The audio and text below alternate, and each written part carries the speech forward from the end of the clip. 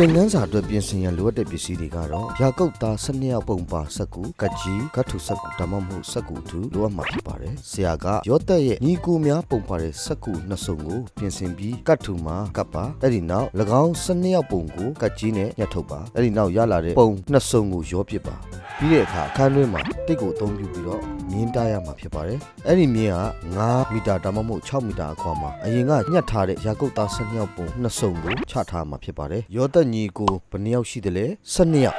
ဟုတ်ပါတယ်အဲ့ဒီနောက်ဆရာကညီကို12ယောက်နာမည်များကိုရွတ်ဆိုစီပြီးစတင်ကစားစီရမှာဖြစ်ပါတယ်ကလေးတွေကိုအဖွဲနှစ်ဖွဲ့အညီများခွဲပေးပါတစ်ဖွဲ့မှာ3ယောက်ကနေ4ယောက်အထိအခန်းလူဦးရေအလိုက်ခွဲနိုင်ပါတယ်အဖွဲတစ်ဖွဲ့မှာတန်း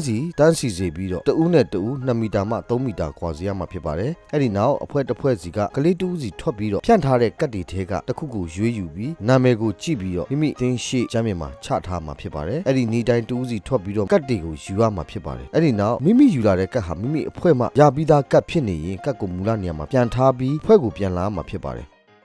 အဲ့ဒီနီတိုင်းညီကို12ယောက်ပြည့်တဲ့အထိတဦးစီထွက်လာပြီးတော့ဂိမ်းကိုကစားမှာဖြစ်ပါတယ်